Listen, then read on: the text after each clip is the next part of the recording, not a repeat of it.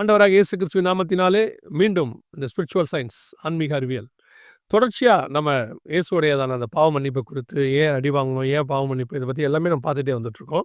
இன்றைக்கும் போன எபிசோட் நீங்கள் மறக்காமல் பாருங்கள், எனக்கு ரொம்ப யூஸ்ஃபுல்லாக இருந்துச்சு. நீங்கள் இந்த எபிசோடையும் கவனிங்க. நம்ம கூட சகோதரர் ரூபன் அவங்க வந்திருக்கிறாங்க. அவங்களோட நம்ம டிஸ்கஸ் பண்ண போகிறோம். அதுக்கு முன்னாடி 2 காரியங்கள் நான் சொல்கிறேன். ஒன்று வைசோ பைபிள் பிரதருடைய சேனல், அதில் இந்த மாதிரி காரியங்கள் எல்லாமே வருது. 2வதாக நம்மளுடைய சேனல் ஒய்டிவி இப்போ நீங்கள் பார்த்துட்ருக்கிறீங்க இல்லையா, ஹெச்எல்எம்மும் சீக்கிரத்தில் வந்துடும். ஸோ அதில் நீங்கள் என்ன செய்யுங்க, ஒய்டிவி ஒரு வேளை ஹெச்எல்எம் இல்லை, ஒய்டிவி பார்க்க முடியல, தெரியல, இந்த ப்ரோக்ராம் பார்க்கணுன்னு பிரயாசப்படுறவங்களுக்கு ஒரு ஒய்டிவி இருக்குது, அவங்க புது சேனல் கொண்டு வந்திருக்காங்க அப்படின்னு தெரியப்படுத்துங்க. அவங்களும் இந்த ப்ரோக்ராமை பார்க்கறதுக்கு பிரயோஜனமாக இருக்கும். வாங்க நிகழ்ச்சிக்குள்ள போகலாம். Praise Lord brother. Praise Lord. எப்படி இருக்கீங்க? நல்லா இருக்கேன். நீங்கள் எப்படி இருக்கீங்க? கர்த்தருடைய கிருபை நல்லா இருக்கு, நல்லா போயிட்டுருக்குது. தொடர்ச்சியாக நம்ம இந்த இயேசுடையதான அந்த சாவர்னிட்டி ப்ளஸ் சுயாதீனம் இதெல்லாம் பார்த்துக்கிட்டே வந்துகிட்டே இருக்கோம். போன இதில் அவருடைய பாவ மன்னிப்பை குறித்து நம்ம பேசப்பட்டது. ஏன் இயேசுடைய பாவ மன்னிப்பு, செய்த பாவம், செய்கிற பாவம், செய்ய போகிற பாவத்துக்கு என்ன டிஃப்ரென்ஸ் இருக்குது, எல்லாம் ரொம்ப அழகாக நல்லா இருந்துச்சு. அந்த ப்ரோக்ராம் ரொம்ப பிரயோஜனமாக இருந்துச்சு எனக்கு. இன்றைக்கி நம்ம அதோட தொடர்ச்சி தான் பார்க்க போகிறோம்னு சொல்லியிருக்கீங்க. இன்றைக்கி நம்ம என்ன பார்க்கலாம்? Praise lord, glory to Jesus. Thank you so much for your kind invitation one more time. இன்றைக்கி என்ன பார்க்க போகிறோன்னா, தொடர்ச்சியாக போன வாட்டி என்ன பண்ணோன்னா, பாவம் சின் எவ்வளோ கொடியது, அதுக்கு கிறிஸ்து எப்படி பாடுபட்டார், இப்போ நம்ம பண்ணுற பாவத்துக்கும் அவர் மனசு எவ்வளோ வேதனைப்படுத்துது, நம்ம செய்கிற ஒரு பின்மாற்றம், நம்ம ஒரு பின்மாற்றத்துக்குள்ளே போகிறோன்னா அது எந்த அளவுக்கு அவரை காயப்படுத்துது அப்படிங்கிறதெல்லாம் பார்த்தோம். இது பிலீவர்ஸை பேஸாக வச்சு பார்த்தோம். இன்றைக்கி என்ன பார்க்க போகிறோன்னா, அன்பிலீவர்ஸை ஆர் பிப்ளிக்கல் வேர்ல்டுவில் இல்லாதவங்க சில கொஸ்டின் கேட்பாங்க. ஓகே, தேவனை அறியாதவர்கள் கேட்குறீங்க? ஆமாம், தேவனை கிறிஸ்துவை அறியாதவர்கள் கேட்குற சில கொஸ்டின்ஸ் கேட்பாங்க. அவங்க என்ன கேட்பாங்கன்னா, உங்கள் ஆண்டவர் கன்னத்தை காமிக்க சொன்னார், ஒரு கன்னத்தில் அடித்தா இன்னொரு கன்னத்தை காமிக்க சொன்னார், அப்போ நான் அடித்தா நீங்கள் வாங்கிக்குவீங்களா? வா, இந்த கேள்வியில் நாங்கள் ரொம்ப ஃபேஸ் பண்ணியிருக்கோம் இதுக்கு. சரி, நீங்கள் சொல்லுங்கள், நான் சொல்கிறேன் பின்னாடி. ஆமாம், ரீசெண்டாக ஒரு ஒரு ஒரு டிபேட் யூஎஸ் நடந்துட்டு இருந்தது. இந்த சாட்சி சொல்கிற கூட்டத்துக்கும் அங்கே ஒரு நல்ல ஒரு இவாஞ்சலிஸ்ட் காலேஜஸ் ஸ்கூல்ஸ்க்கெலாம் போய் எவல்யூஷன் தப்பு, கடவுள்னு இருக்காரு, எந்த ஆன் வாட் பேசிஸ் பைபிள் எவ்வளோ முக்கியத்துவம் வாய்ந்தது, தன்மையெல்லாம் பற்றி நல்லா பேசுகிற ஒரு அப்பாலஜிஸ்ட்டை பார்த்தேன். அவர் என்ன பண்ணார், அந்த டிபேட் பண்ணும்போது பக்கத்தில் இருக்கிற இந்த சாட்சி சொல்கிற கூட்டத்தில் ஒருத்தர் கேட்குறாரு, இப்போ நான் உங்கள் கன்னத்தில் அரைஞ்சா நீங்கள் இன்னொரு கன்னத்தை காமிப்பீங்களா? இந்த மாதிரி ஒரு ஓப்பன் டிபேட்லேயே நடந்ததான சம்பவத்தை நடுவில் பார்த்தேன். ஸோ அதுக்கு எப்படி நம்ம ரெஸ்பாண்ட் பண்ணுறது, எப்படி இந்த மாதிரி ஆட்களை சமாளிக்கிறது? சமீபத்தில் இதே மாதிரி டிபேட் நடந்தது. டிபேட்டில் ஒருத்தர் திடீர்னு கேட்டார், சாவுக்கு ஏற்றவன் யாவத்தையும் புசித்தாலும் ஒன்றும் ஆகாது, உங்கள் ஆண்டவர் சொல்லியிருக்காருல, நான் இப்போ விஷம் வைக்கிறேன், குடிப்பீங்களா? இது நீங்கள் எப்பவும் சொல்லுவீங்க, மேத்தமெட்டிக்கலி கரெக்டாக இருக்குது இல்லையா? ஸ்பிரிச்சுவல் இது எவ்வளோ பெரிய தப்பான ஒரு விஷயம் அப்படிங்கிறது. பட் நிறைய பேருக்கு அது புரியாது. இப்போ நிறைய பேருக்கு ஆமாம் கரெக்டாக தானே கேட்குறாங்க அவங்க, இல்லைன்னா தப்பு இருக்குது அப்படின்வாங்க. ஸோ பதில் நீங்களே சொல்லிடுங்க. சூப்பராக கேட்டிங்க. இது ஆக்சுவலி இப்படி ஒரு சம்பவம் நடந்திருக்கு. ஒருத்தர் இது இது நான் சொல்லி கேள்விப்பட்ட விஷயம். ஒரு அன்பிலீவர் பிலீவர்கிட்ட கேட்டிருக்காரு, வசனம் என்ன சொல்லியிருக்கு, சாவுக்கு எதுவான எதை கொடுத்தாலும் அவங்களுக்கு ஒன்றும் ஆகாது, நீ இந்த வசனத்தை நம்புறியா இல்லையான்னு கேட்டிருக்காரு. இவர் சொல்லியிருக்காரு பிலீவர், நம்புகிறேன், ஆண்டவர் சொன்னால் உண்மையாக தானே இருக்கணும், இந்தா குடி. இந்த ஆளும் குடிச்சிட்டாரு. எஸ்ப்பா. இவரை எப்படியோ கஷ்டப்பட்டு காப்பாற்றிட்டாங்க. போன எபிசோடில் ஒன்று பேசணும் இல்லையா, சத்தியத்திற்கும் உண்மைக்கும் இருக்க வித்தியாசம். இது உண்மை, ஆனால் வஞ்சகம். அந்த உண்மைக்கு பின்னாடி இருக்கிற வஞ்சகம். கரெக்ட். இது உண்மை எக்ஸ்பிளைன் பண்ணுவது நம்ம. ஆமாம், இது தனியாகவே இந்த ஒரு எபிசோடில் பார்ப்போம். இவன் சொல்கிற லாஜிக் உண்மை, மேத்தமெட்டிக்கலி கரெக்டு, ஆனால் வஞ்சகம், சத்தியம் கிடையாது. பிசாசுக்கு கீழ்ப்படியக்கூடாதுன்னு சொல்லியிருக்காருல ஆண்டவர், குடிச்சா அப்போ நான் கீழ்ப்படி இருந்தேன்னு அர்த்தம் இல்லை. ஏசு செய்வார். நீங்கள் பார்த்தீங்கன்னா கல்லுகளை அப்பமாக்கி புசியும்னு இயேசுகிட்ட சொல்லுவான் 4ஆம் அதிகாரம் மத்தியில். சொல்லும்பொழுது இயேசு சொல்லுவார், கல்லுகளை அப்பமாக்குற அதிகாரமும் இயேசுகிட்ட இருக்குது. அந்த நேரத்தில் இயேசுக்கு பசியும் இருக்குது. லாஜிக்கலி பார்த்தீங்கன்னா கரெக்டு. இயேசுகிட்ட அந்த வல்லமையும் இருக்குது. அவன் சொல்கிறது பார்த்தா உண்மை. கல்லுகளை அப்பமாக்கி புசி அவரால் முடியும். ஆனால் அதை அவர் செஞ்சிட்டாருன்னா அவனுக்கு கீழ்ப்படிஞ்ச மாதிரி ஆகிடும். சூப்பராக சொன்னீங்க. அவனோட இன்டென்ஷனே கல்லை மாற்றுறதோ ஒரு மேலேருந்து குதிக்க வைக்கிறதோ கிடையாது. அவனோட இன்டென்ஷன் என்னென்னா எப்படியாவது அவன் வார்த்தைக்கு கீழ்ப்படி வைக்கணும். அதேதான், அதுதான் அவனோட இன்டென்ஷன். அவன் சொன்ன வசனம் ஃபுல்லாக உண்மை. ஓகே, அவன் சொன்னது ஆனால் பார்த்தீங்கன்னா வஞ்சகம். இதே மாதிரி ஒரு சம்பவம் என் லைஃப்பில் நடந்துச்சு. ஒரு 15 இயர்ஸ்க்கு பேக் ஒரு ஊழியத்துக்காக நான் கோத்தகிரி போயிருக்கேன்.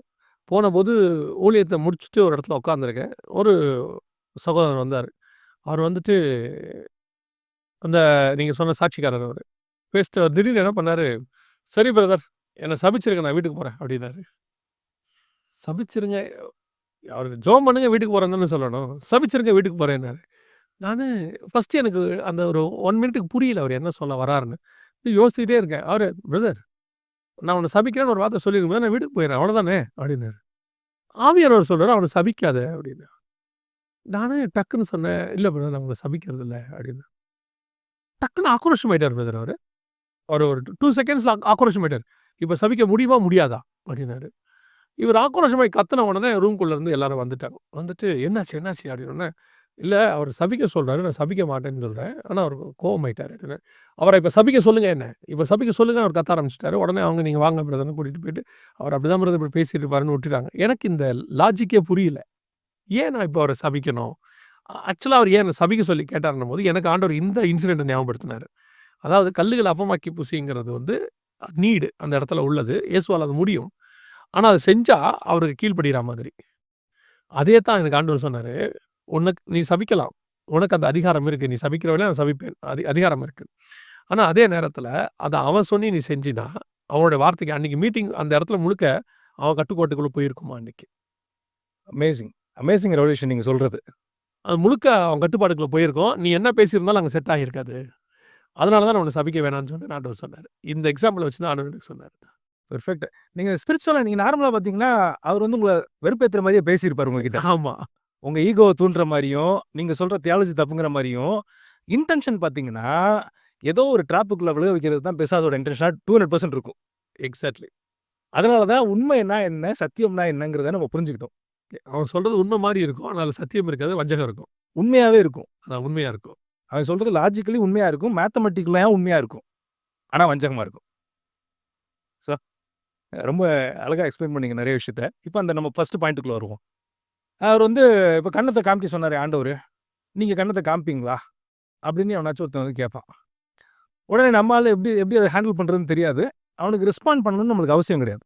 எல்லா கேள்விக்கும் நம்ம பதில் சொல்லி காட ப்ரூஃப் பண்ணி காமிக்கணுங்கிற கட்டாயம் நம்ம யாருக்குமே கிடையாது. இது வந்து என்ன சொல்றது? யாரோ ஒருத்தர் வந்து கேட்கிறாருங்கிறதுக்காக, நான் வந்து இந்த குடிச்சு காமிக்கணும், அடிச்சா வாங்கி காமிக்கணும், அப்படிங்கிறதெல்லாம் நம்மளுக்கு அவசியமே கிடையாது. நம்ம நெக்லெக்ட் பண்ணிட்டு போயிரலாம். ஆனா நம்ம விசுவாசம் பாதிக்கப்பட்டோம் சில பேருக்கு.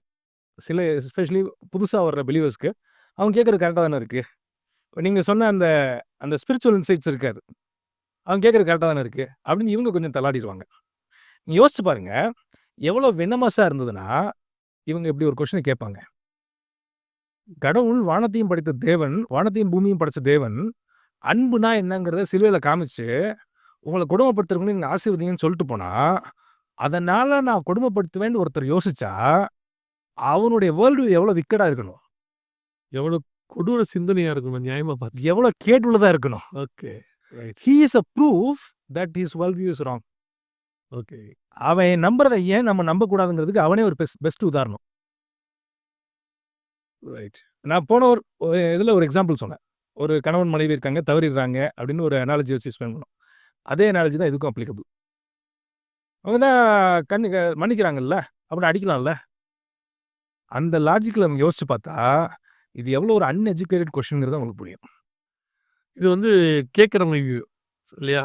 இப்ப நம்ம ஏன் இயேசு சொன்னதனுடைய ஆங்கிள் அவங்க புரிஞ்சுக்கல. அதுக்கு பின்னாடி இருக்கிற ஸ்பிரிச்சுவாலிட்டி அவங்களுக்கு தெரியல. ஆனால் அந்த இடத்துல வந்து என்ன நடக்குது அப்படின்னு கேட்டீங்கன்னா, அவர்கள் வந்து இயேசு வந்து இப்படி சொல்லியிருக்காரே, நீ ஏன் அப்படி செய்யல? அவரு கீழ விழுந்தா தூதர்கள் காப்பாத்துவாங்கன்னு இருக்குல்ல, கீழ குதிக்க வேண்டியது தானே? இயேசு தண்ணி மேல நடந்தா உன்ன காப்பாத்துவாருங்க. நீ போய் கடல் மேல நடக்க வேண்டியது தானே? இந்த மாரி கொஸ்டின்ஸ்க்கு ஏத்த மாரி தான் அது இருக்கு. சாத்ராக், மேஷாக் நெருப்புல வந்து நின்னார்ல, நீ ஏன் குதிக்கக்கூடாது? நீ குதி, ஆண்டவர் நிப்பாரு. இது மாரி எல்லாம் இது இது எப்படி பார்க்கறதுக்கு என்னமோ இப்படிதான் இருக்கும். நீ தானே பாட்டு பாடுன, சிங்கத்தின் மேல் நடந்துன்னு, வா சிங்கக்கபில உன்ன தூக்கி போடுறோம். ஆண்டவர் உன்ன காப்பாத்த மாட்டாரான்னு கேட்கறது எவ்வளோ இதா இருக்கும். அந்த மாரி தான். நம்ம எவனாச்சும் வந்து, ஆண்டவர் வந்து பவர்ஃபுல் ஆனவரு, லாரி முன்னாடி போய் நின்னா வண்டிய நிப்பாட்ட முடியாதா?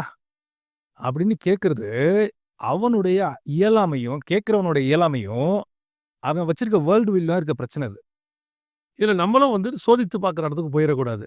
ஆண்டவர் சொல்றாரு, நம்மளும் வந்துட்டு லாரி முன்னாடி போய் நிப்போம். உங்கள கொண்டு போய் லாரிக்கு முன்னாடி அவங்க தூக்கி போட்டாங்கன்னா, காப்பாத்த தேவன் வல்லமை உள்ளவர். நீங்களா போய் நின்னீங்கன்னா, அதுக்கு தேவன் காப்பாத்த வல்லவர் அல்ல. அவனுக்கு கீழ்ப்படிஞ்சு போய் நின்னா, அவன் சொல்றான், நீங்க போக்கூடாது அதுக்கு.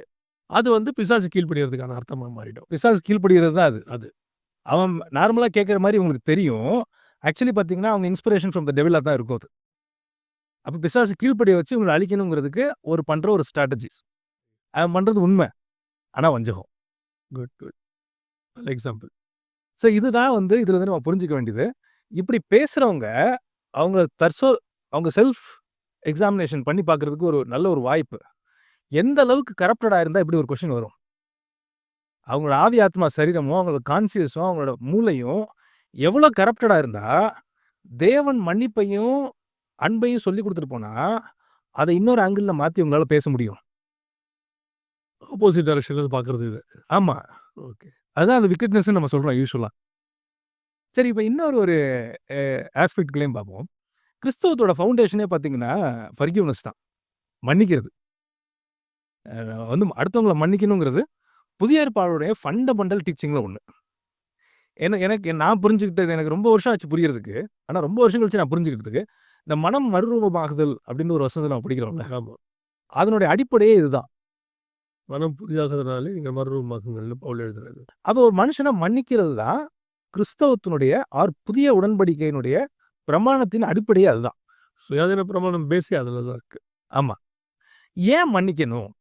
இப்ப நம்ம லாஸ்ட் இதுல பேசணும் இல்லையா? பழைய ஏற்பாட்டுல அவர் என்ன சொல்றாரு? கண்ணுக்கு கண்ணு, பல்லுக்கு பல்லுங்கிறாரு. புதிய ஏற்பாட்டுல அவர் என்னமோ மொத்தமா மாறுன மாரி இவங்களுக்கு தெரியுது. அதுல என்ன அனாலஜி அப்படிங்கிறத ஒரு சில ஆஸ்பெக்ட்ஸ் பார்க்கலாம்னு நான் நினைக்கிறேன். ஆமா. நிறைய பேருக்கு பழைய ஏற்பாட்டுல இயேசு கிறிஸ்து வந்து சர்வாதிகாரி மாரியும், புதிய ஏற்பாட்டுல அவர் ஜனநாயகவாதி மாரியும் தெரியுது அவருக்கு. அவர் அன்புள்ள தேவனுங்கிறதுல பழைய ஏற்பாடு, புதிய ஏற்பாட்டுல மாற்று கருத்தே கிடையாது. நேற்றும், இன்றும், என்றும் மாறாதவர் தான் அவரு. பட் இந்த வியூ அவங்களுக்கு வேற மாரி தெரியுது. அத நம்ம எக்ஸ்பிளைன் பண்ண போறீங்க இப்ப. அதுதான் இப்ப நம்ம கொஞ்சம் எக்ஸ்பிளைன் பண்ண போறோம். ஓகே. ஏன் மன்னிக்கணும்? ஏன் மன்னிக்கிறதுனுடைய அதுல என்ன அதுல என்ன சீக்ரெட் பிஹைண்ட்ங்கிறத கொஞ்சம் நம்ம பார்க்கலாம். பல எபிசோட்ஸ் லாஸ்ட் ஃபியூ எபிசோட்ஸ்ல நம்ம பேசின மாரி பழைய ஏற்பாட்டுல குறிப்பிட்ட அமௌண்ட் ரத்தம் குறிப்பிட்ட அமௌண்ட் ஆஃப் பாவத்த மன்னிச்சுச்சு. அது மூலமா ஒரு பேசிக் ஒரு விடுதலையும் உங்களுக்கு கிடைச்சது. சுத்திகரிப்பும் உங்களுக்கு கிடைச்சிச்சு நம்ம பார்த்தோம். புதிய ஏற்பாட்டுல பார்த்தீங்கன்னா, இன்ஃபினிட் சாக்ரிஃபைஸ் சிந்தப்பட்டுச்சு. அது மூலமா இன்ஃபினிட் ரட்சிப்பு நம்மளுக்கு வந்துச்சு. ஒரு மனுஷன் என்ன பாவத்துல இருந்தாலுமே ரட்சிக்கப்பட்டு அதுலேருந்து வெளியில வர்றதுக்கு ஒரு மீட்பு கிடைச்சிச்சு. அப்ப இப்ப நான் மன்னிக்காம இதான் அனாலஜி. கடவுள் எந்த பாவத்தையும் மன்னிக்கிறதுக்கு அவர் ரத்தம் சிந்தி சம்பாதிச்சு வச்சுட்டாரு. அதனால தான் நம்ம வாசிப்போம். அவர் ரத்தத்தினாலே சம்பாதித்த சபைனா நம்ம ஆத்துமாக்கள் தான் நம்ம பார்க்குறோம். அப்ப ஒருவேளை இப்ப நான் மன்னிக்காம இருக்கேன்னு வச்சுக்கோங்க. நான் ஒருத்தரை மன்னிக்காம இருக்கேன்னா, நான் என்ன பண்றேன்னா அவருடைய சட்டத்தை மீறுறேன்னு அர்த்தம். புதிய ஏற்பாடுடைய பேசிக் லாவே அடிப்படையே என்னன்னா மன்னித்தல். நான் ஒருத்தரை மன்னிக்கிறேன்னா, அந்த லாக்குள்ளேயே நான் வரல. அவரு லாவ நான் கீழ்ப்படியல. இதுல ஒரு ரகசியம் என்னன்னா, இன்னொரு மனுஷனை மன்னிக்காம இருக்கிறதுக்கு என்ன ஸ்டோரி இருக்கோ எல்லா ஸ்டோரியும் பிசாசு மனசுல சொல்லுவான். ஒரு மன்னிக்க கூடாம இருக்கிறதுக்கு. இன்னொரு மனுஷனை எனக்கு யாரோ குற்றம் பண்ணிட்டாங்கன்னா, அவனை மன்னிக்காம இருக்கிறதுக்கு, அவன் மேல கசப்பை குடுக்கறதுக்கு, அவன் மேல வெறுப்பு குடுக்கறதுக்கு என்னென்ன ஸ்டோரிஸ் இருக்கோ எல்லா ஸ்டோரியும் பிசாசு சொல்லும். அவனோட வேலை என்னன்னா, நம்ம அடுத்தவனை மன்னிக்காம பார்த்துக்கிற அளவுக்கு என்ன ஸ்டெப் இருக்கோ எல்லாம் செய்யும். இதில தான் நம்ம கிறிஸ்டியன்ஸ் எஸ்பெஷலி ஊழியத்தில நீங்க நெறைய பார்த்துருப்பீங்க. அவங்க என்ன சொல்லுவாங்கன்னா, நீங்க மன்னிச்சிருங்க, விட்டுருங்கன்னு சில பேருக்கு நீங்க கவுன்சில் பண்ணியிருப்பீங்க. அவங்க என்ன சிம்பிளா சொல்லுவாங்க அப்படின்னா, உங்களுக்கு அந்த வழியில வந்திருந்தீங்கன்னா உங்களுக்கு தெரியும். உங்களுக்கு அந்த பெயின் தெரியாது. அத கிராஸ் பண்ணி வந்தா மட்டும் தான் உங்களுக்கு அது தெரியும் அப்படிம்பாங்க. இது பிசாசு சொல்ற உண்மையா இருக்கும். ஆனா சத்தியமா இருக்காது. ஆனா வேற வழியே கிடையாது. கடவுளுடைய சட்டம் என்ன சொல்லுதுன்னா, எவன்னாலும் மன்னிக்கப்படலாம். மாற்று கருத்தே இல்ல. அவன் என்ன பாவம் செஞ்சாலும் மன்னிக்கப்படலாம். இதுதான் புதிய ஏற்பாடோட பிரமாணம். நான் ஒருத்தரை மன்னிக்காம இருந்தா, நானே அந்த சட்டத்துக்கு விரோதமா நிக்கிறேன். என் மனசு மறுரூபம் ஆகுமான்னு கேட்டா ஆகாது. நம்மளுக்கு வேற வழியே கிடையாது. காட் சொன்ன சத்தியத்தை ஏத்துட்டு, ஆண்டவர் சொன்னதுக்கு கீழ்ப்படிஞ்சு, ஆனா மன்னிச்சிடணும். நீங்க இப்படி சொன்னீங்கல்ல, அதாவது ஒருத்தரை மன்னிக்க கூடாம இருக்கிறதுக்கு பிசாசு நெறைய காரணங்கள சொல்லுவான். சொன்னீங்க இல்லையா? நான் என்ன நினைக்கிறேன், ஒருத்தரை மன்னிக்கிறதுக்கு இயேசு ஒரே காரணம் தான் சொல்றாரு. ஒரே ஒரு காரணம். நான் உங்க பாவத்த மன்னிச்சா மாதிரி, நீங்க எல்லார் பாவத்தையும் மன்னிச்சிருங்கன்ட்டாரு. உங்கள் பிதா உங்களுக்கு மன்னிக்கிறது போல, நீங்கள் உங்கள் கடனாளிகளுக்கு மன்னியுங்கள். இல்லையா? ஒன் லைன்ல முடிஞ்சிருச்சு. அப்போ ஒருத்தரை மன்னிக்கிறதுக்கு காரணமே வேண்டாம்.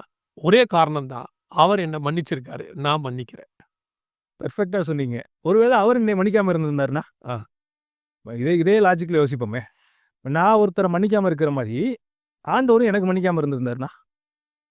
இப்போ இவருக்கு விரோதமா இவர் மன்னிக்காம ஒருத்தர் இருக்கார்ல. இவருக்கு விரோதமா அவரு ஒரு தடவ தப்பு செஞ்சிருப்பாரு. 2 பண்ணியிருப்பாரு.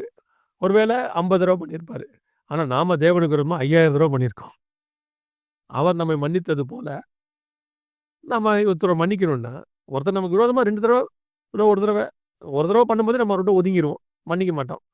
அதோட அவர்ட்ட நான் பேச மாட்டேன்றோம். ஒரு 10 தடவ பண்ணியிருப்பாரு. இல்ல 50 தடவ கூட பண்ணியிருக்கட்டும். ஆனா தேவன் நமக்கு 500 தடவ மன்னிச்சிருக்கிறாரே. நான் போன எபிசோட்ல சொன்னேன் பார்த்தீங்களா? 18 வயசுலேருந்து 30 வயசு வரைக்கும் தேவன் என்ன மன்னிச்சதுக்கு அளவே கிடையாது. 30க்கு மேல மன்னிக்கலையான்னா, அதுக்கப்புறமா அது இருக்கு.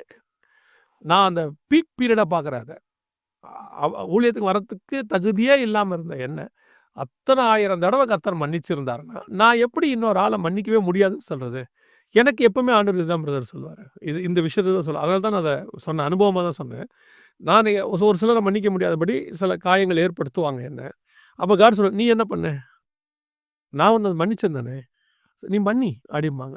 ஸோ காட் வந்து சொல்வாரு, இந்த மாரி செய்யணும்போது, எனக்கு இந்த எக்ஸாம்பிள கொண்டு வந்த உடனே எனக்கு வேற வழியே இருக்காது. I want to forgive. மன்னிச்சே ஆவணும். வேற வழியே கிடையாது. நான் அத இப்ப கடமையாவும் செய்யல. கிறிஸ்துவின் சாயலாய் மாறுறதுடைய சுபாவமா நான் அத பார்க்குறேன். மன்னித்தல் என்பது, அது எனக்கு நான் கீழ்ப்படிறேங்கிறது ஒரு பீரியட் நீங்க சொல்றது. ஆனா இப்ப நான் என்ன சொல்றேன்னா, மன்னித்தல் என்பது எனக்கு இல்ல. God's image. நான் அவர மாரி மாறுறேன். குமாரன் சாயலுக்கு ஒப்பா இருக்கணும்னு பைபிள் சொல்லுதுல்ல. மறுரூபமாயினா யார மாரி மாறுவேன்? அவரு மாரி தான் மாறணும். அவர மாரி மாறதுக்கு நான் மறுரூபமாகறதுக்கு என்கிட்ட இருக்க மிக பேசிக்கான ஸ்டெப் என்னன்னா, இன்னொருத்தரை மன்னித்தல். அழகா சொன்னீங்க. ஒரு ஒரு ஒரு ஒரு அனாலஜி ஒண்ணு நான் கேள்விப்பட்டது ஞாபகம் இருக்கு. அது நீங்க உங்க தாட் சொல்லுங்க. அவங்க என்ன சொல்றாங்கன்னா, "ஒருவேள என்னால மன்னிக்க முடியாட்டினா, என்னுடைய மன்னிப்பே கேள்விக்குறியா தான் இருக்கு." ஆர் இல்லாட்டி என்ன சொல்லணும்னா, என்னுடைய பாவம் மன்னிக்கப்படுறதுக்கான ஒரு வெளிப்பாடே, நான் அடுத்தவங்கள மன்னிக்கிறது தான். அப்படிங்கிற மாரி ஒரு இது சொல்றாங்க. நீங்க என்ன நினைக்கிறீங்க? ஆமா, உவமையில ஒண்ணு இருக்குல்ல. அப்ப ஆண்டவர் வந்து என்ன செய்றாரு, ஒருத்தன மன்னிக்கிறாரு. மன்னிச்ச உடனே அவன் என்ன பண்றான், தனக்கு கீழ உள்ளவங்கட்ட போய் கடன்காரன்ட்ட போய் கேட்கறான். நான் "நீ எனக்கு இவ்வளோ காசு குடுக்கணுமே, குடு" அப்படின்னு கேட்டோனே, இவரு எஜமான் என்ன சொல்றாரு, "நான் தாராளக்கண்ணனாய் இருக்க, நீ வன்கண்ணனாய் இருக்கலாமா?" ஒரு பேரபிள் அது இருக்கு. இவர் மன்னிச்சிடுறாரு. அவன் பையன் என்ன பண்றான், தனக்கு கீழ உள்ளவன கடினப்படுத்தி கேட்கறான் காசு. "நீ எனக்கு இவ்வளோ குடுக்கணும்ல, குடு" அப்படின்னு உடனே இயேசு சொல்றாரு, "நான் தாராளக்கண்ணனாய் இருக்கிறேன். நான் உன்ன மன்னிச்சுட்டேன். நீ எப்படி அவங்கள போய் அவ்வளோ கொடுமைப்படுத்துறன்ட்டு, இன்னும் அதிக தண்டனை அவனுக்கு குடுத்தான்னு" தான் இருக்கு இந்த இடத்துல. பேரபிள்ல இருக்கு இது. கரெக்ட். எக்ஸாக்ட்டா சொன்னீங்க.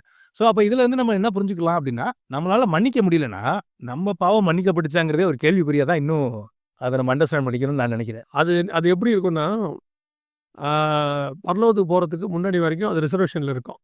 மன்னிச்சுட்டாரு. நீ மன்னிக்க மன்னிக்க நாம கிட்ட போயிட்டே இருக்கோம். ஒருத்தர மன்னிக்க முடியல அப்படின்னா, அது பின்னாடி புடிச்சு இழுக்கும் உங்கள. பரலோகத்துக்கு போகக்கூடாது. கசப்பு. அதனால தான் கசப்ப வந்து ஒரு பெரிய பாவமா சொல்லிக் குடுப்பாங்க ஒரு காலத்துல. இருக்கக்கூடாது. எனக்கு ஒரு 8தோ, 6தோ படிக்கும்போது ஒரு ஒரு மெசேஜ் ஒரு ஒரு போயம் படிச்சேன். லார்ட் டென்னிசன் அப்படின்னு ஒருத்தர் எழுதினது. டென்னிசன் ரொம்ப நல்லா இயற்கை கவி நீங்க கேள்விப்பட்டிருப்பீங்க டென்னிசன். ஞாபகம் இருக்கு. பாய்சன் ட்ரீன்னு பேரு அதுக்கு. பாய்சன் ட்ரீன்னா என்னன்னா, நீங்க வந்துட்டு ஒருத்தர் மேல உள்ள கோவத்த உடனடியாக ரெக்டிஃபை பண்ணாவிட்டால், அது பின்னாட்கள்ல என்ன ஆகும்னு சொன்னா, விதையா மாறி, மரமா மாறி, அது வந்து ஒரு கசப்பான கனிகளை கொடுக்கக்கூடிய மரமா மாறிடும். பாய்சன் ட்ரீ அப்படின்னு அத புசிக்கிற எல்லாருமே அதே கசப்புக்கு ஆளாவாங்க. உங்ககிட்ட இருந்து வரவங்க எல்லாரும் அதே மாரி இருப்பாங்க அப்படின்ற மாரி தான் அந்த போயம். இது ஆண்டவர் ரொம்ப அழகா நமக்கு சொல்லிக் குடுத்துருப்பாரு பைபிள்ல. அதாவது நீங்கள் வந்து என்ன செஞ்சிரணும்னா, உங்களுக்குள்ள இருக்கக்கூடிய அந்த கசப்ப எடுத்துறணும். கசப்பு ஒரு பாவமா இருக்கும். அப்படி இல்லாவிட்டால் அது என்ன செய்யும்னு கேட்டீங்கன்னா, கொஞ்சம் கொஞ்சமா உங்க கூட இருக்கவங்களையும் அது கொன்னுடும். ஆ நீங்கள் அதிலிருந்து விடுபட முடியாது. அது பின்னாட்கள்ல உங்களுக்கு அது வந்து என்ன செய்யும்னா, அதனால தான் "கூடுமானால் யாவரோடும் சமாதானமா இருக்க நாடுங்கள்னு" இருக்கும். பவுல் அழகா எழுதுவாரு. "கூடுமானால் யாவரோடும் சமாதானமா இருக்க நாடுங்கள்." இன்னைக்கு அந்த மன்னிக்கிற சுபாவம் குறைஞ்சிட்டே போகுதுன்னு நான் நினைக்கிறேன். இந்த எபிசோட் ரொம்ப அவசியமான எபிசோட்ன்னு நினைக்கிறேன் நான். ரொம்ப அழகா சொன்னீங்க. அத ஆக்சுவலி வசனம் இப்படிதான் சொல்லுதுன்னு நான் நினைக்கிறேன். கசப்பான வேர் முளைத்து அநேகரை படுத்துறதுக்கு முன்னாடி நம்ம அத ரெக்டிஃபை பண்ணிக்கணும். அதுதான் நமக்கு பைபிள் ஆண்டவர் சொல்றார்ல, "உங்களுடைய கோவம் வந்து சாயங்காலத்துக்குள்ளேயே சூரியன் அஸ்தமிக்கிறதுக்குள்ள மாறிட கடவுது." என்னன்னா, அத நைட்டு விட்டுட்டோம்னா, நைட் எல்லாம் யோசிச்சுட்டே இருப்பான் சில ஆட்கள். நைட்டெல்லாம் யோசிச்சு மறுநாள் அவன எப்படி பழி வாங்கலாம்னு நினைப்பான். இது ஒரு வகையில் பிசாசின் சுபாவம். மன்னிக்கிற சுபாவம் வந்து தேவ சுபாவம்னா, கசப்பு அவன தண்டிக்கணும்னு நினைக்கிறது வந்து ஒரு வகையான பிசாசின் சுபாவம் அது. ஸோ, நம்மளால மன்னிக்க முடியாத பாவம்னு ஒண்ணு இல்லவே இல்ல. இயேசு கிறிஸ்து தன்னை கொன்னவர மன்னிச்சுட்டார்ல. அத விட பெரிய பாவம் என்ன இருக்கு? தன்னை சாகடிக்கிறவனே மன்னிக்கிற அளவுக்கு அவரு செஞ்சு முடிச்சுட்டாருன்னா, அத விட பெரிய பாவ மன்னிப்பு நீங்க யாரும் குடுக்க போறதில்ல. ஸோ, எனக்கு ரொம்ப அப்போஸ்தலர்கள பார்த்தீங்கன்னா, ரொம்ப ஆச்சரியமா இருக்கும். ஒரு இடத்துல கூட அப்போஸ்தலர்கள் அடிச்சவங்கள திட்ட மாட்டாங்க. யாரெல்லாம் பட்டணங்கள்ல அவங்கள அடிக்கிறாங்களோ, திட்டுறாங்களோ, அவங்கள திட்டவே மாட்டாங்க அவங்க. திருப்பி எந்திச்சு அவங்களுக்கு பிரசங்கம் பண்ணுவாங்க. ஒரு இடத்துல வசனம் சொன்னோம். அடிச்சு அனுப்புறவங்கள பார்த்து, சந்தோஷமா புறப்பட்டு போனாங்க. தேவனுக்காக அடி வாங்கறதுக்கு நாங்கலாம் பாத்திரமா இருந்தோம் அப்படின்னு சொல்லி. ஸோ, இவங்களால என்ன பண்ண முடியல? அவங்க மேல என்ன செய்ய முடியல? கசப்பா இருக்க முடியல. அவங்கள மன்னிக்க ஒரு படி மேல போய் ஸ்தேவான் என்ன பண்ணுவாரு? ஸ்டீஃபன் என்ன பண்ணுவாருன்னா, இயேசு கிறிஸ்து மாரியே ஜெபம் பண்ணுவாரு. பிதாவே இவர்களுக்கு மன்னியும் அப்படின்னு. அதுல ஒரு பாயிண்ட் ஆட் பண்ண விரும்புறேன். ஸ்தேவான் மன்னிச்சதுனால தான் பவுல் உருவானாருன்னு ஒண்ணு சொல்றாங்களே! நீங்க என்ன நினைக்கிறீங்க? அதுல ஒரு ஒரு வார்த்தை இருக்கும். நான் அத இப்படி எடுத்துக்கிறேன். ஸ்தேவானை கொன்ற சாட்சிக்காரர்கள் தங்கள் வஸ்திரங்களை கொண்டு போய் பவுலின் பாதத்தில் வைத்தார்கள்னு இருக்கும் அந்த இடத்துல. பர்ட்டிகுலரா. அதோட அர்த்தம் என்னன்னா, நாங்க அவன கொன்னுட்டோம். நாங்க தான் சாட்சி. இனி நீ தான் எல்லாத்துக்கும் அப்படின்ற அர்த்தம். ஸ்தேவான கொன்னாச்சு. கொன்னுட்டோம், அவன் செத்துட்டான் அப்படிங்கிறத கன்ஃபார்ம் பண்றாங்க. சாட்சிக்காரர்கள் தங்கள் வஸ்திரங்களை கொண்டு போய் அங்க அவர் பாதத்துல வச்சாங்க. அப்படி வச்ச உடனே அது ஸ்தேவான் வஸ்திரம் இல்ல. தங்கள் வஸ்திரங்கள கொண்டு போய் வச்சாங்க. அப்ப என்ன அர்த்தம்னா, அவன கொன்னதுக்கு நான் தான் சாட்சி. உன் பாதத்துல இப்ப என்ன இருக்கு? சாட்சி இருக்கு. இப்ப இதுதான் பவுலுக்குள்ள வாழ்க்கையில அடுத்து இவன் தான் அந்த இடத்துக்குன்றதுக்கு ஒரு சேஞ்ச் ஓவர் ஆகுதுன்னு நான் நினைப்பேன் அந்த இடத்துல. ஓ! ஓகே. நல்லா சொன்னீங்க. ஒரு ஸ்பிரிச்சுவல் இன்சைட்ஸ். ஸோ மன்னிக்கிறதுங்கிறது ஒரு புதிய ஏற்பாட்டு உடன்படிக்கையோட அடிப்படை. ஒருவேள நான் மன்னிக்காம இருந்தேன்னா, நான் கடவுளுடைய சட்டத்த மீறுறேன். ஏன்னா நம்ம லாஸ்ட் 6, 7 எபிசோடா நம்ம ஒண்ணு பார்த்துட்டு இருக்கோம். Law of God. அந்த சட்டம் என்ன சொல்லுதுன்னா, எவன் வேணாலும் ரட்சிக்கப்படலாம். அதாவது எவன் வேணாலும் மன்னிக்கப்படலாம். என்ன பாவம் செஞ்சாலும் ஒருத்தன் மன்னிக்கப்படலாம். நான் என்ன சொல்றேன், எனக்கு விரோதமா பாவம் செஞ்சவன மன்னிக்க மாட்டேன்றேன். அப்ப அந்த சட்டத்த நான் கான்ட்ராடிக்ட் பண்றேன். கான்ட்ராடிக்ட் பண்றத எப்படி நம்ம சொல்லலாம் அப்படின்னா, ஒரு அரசியல் கட்சி இருக்குன்னு வச்சுக்கோமே, அந்த தலைமை ஒண்ணு சொல்லுது. அந்த தொண்டன் அந்த தலைமைக்கு சொல்றதுக்கு விரோதமா அவர் செய்றாரு. யூசுவலா என்ன செய்வாங்கன்னா, அந்த தொண்டன எடுத்து வெளில போட்டுருவாங்க. அவங்களுடைய மெம்பர்ஷிப்ப கேன்சல் பண்ணிருவாங்க. ஏன்னா, அவங்க சொல்ற ஒரு வேர்ட்ஸ் நான் கேள்விப்பட்டுருக்கேன். தலைமைக்கு விரோதமா இவங்க செயல்பட்டாங்க. அதனால இவர நான் ரிமூவ் பண்றோம். உறுப்பினர் அந்தஸ்துலேருந்து கூட நான் ரிமூவ் பண்றோம் அப்படிங்கிற பிரஸ் ரிலீஸ்லாம் நம்ம பார்த்துருப்போம்.